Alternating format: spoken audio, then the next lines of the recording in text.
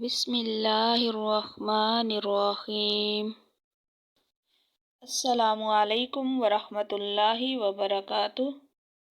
سورۃ رحمان قرآن کریم کی ایک خوبصورت اور عظیم شان والی سورت ہے، جس میں اللہ تعالی نے اپنے بندوں پر جو کرم کیے ہیں اور جو نعمتیں عطا فرمائی ہیں، ان پر شکر ادا کرنے کا حکم دیا ہے۔ ایک آیت کو 31 بار ارشاد فرمایا گیا ہے، فَبِأَيِّ آلَاءِ رَبِّكُمَا تُكَذِّبَانِ۔ اس آیت کو 31 بار ارشاد فرمایا گیا ہے۔ آج میں آپ کو سورۃ رحمان کے فضائل بتاؤں گی، فائدے بتاؤں گی کہ اس کو پڑھنے کے کیا کیا فائدے ہوتے ہیں۔ تو بات شروع کرنے سے پہلے چھوٹی سی گزارش ہے کہ اگر آپ کا دل چاہے تو میرے چینل کو لازمی سبسکرائب کر دیں۔ احادیث مبارکہ سے ثابت ہے کہ جو شخص اس سورۃ رحمان کی تلاوت کرے گا، قیامت کے دن اس کا چہرہ 14ویں رات کے چاند کی طرح چمکے گا۔ سبحان اللہ۔ سورۃ رحمان پڑھنے کی بہت زیادہ فضیلت ہے، برکت ہے۔ جس گھر میں سورۃ رحمان پڑھی جائے، اس گھر میں بہت زیادہ برکتیں نازل ہوتی ہیں اور رزق کی تنگی دور ہو جاتی ہے۔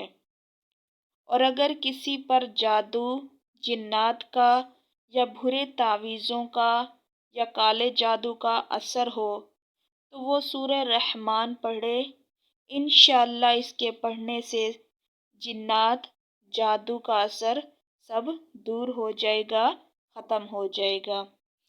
اگر جنات کا اثر ہے تو وہ زائل ہو جائے گا۔ اگر ایسا بیمار شخص ہے کہ ہر دوا بے اثر نظر آتی ہے، ایسے شخص کو چاہیے کہ سورۃ رحمان کی تلاوت کرے، دوا بھی اثر کرے گی اور جلدی ٹھیک ہو جائے گا اور اللہ پاک اس کو شفا دیں گے۔ اگر کسی بچے کو چیچک ہو گئی ہو تو اس سورۃ رحمان پڑھ کر دم کریں، شفا ملے گی۔ اگر کسی کو کوئی سخت حاجت ہے، کوئی بہت زیادہ ضرورت ہے، تو وہ سورۃ رحمان کی تلاوت کرے اور دعا مانگے۔ انشاءاللہ اگر یقین سے کریں گے تو فوراً حاجت پوری ہو جائے گی اور آپ کو پتہ بھی نہیں چلے گا۔ سورہ رحمان کے تو بہت سارے فوائد ہیں، لیکن یہاں میں نے چند ایک بیان کر دیے ہیں۔ مجھے امید ہے کہ آپ کو سن کر بہت زیادہ فائدہ ہوا ہوگا، اور جب آپ اس پر عمل کریں گے تو اور زیادہ آپ کو فائدہ ہوگا۔ تو سورہ رحمان کا اہتمام کریں، اس کی تلاوت کیا کریں، اور اگر گھر میں بھی اس کی تلاوت لگا سکتے ہیں تو لازمی لگایا کریں، اس سے اور زیادہ برکتیں نازل ہوتی ہیں۔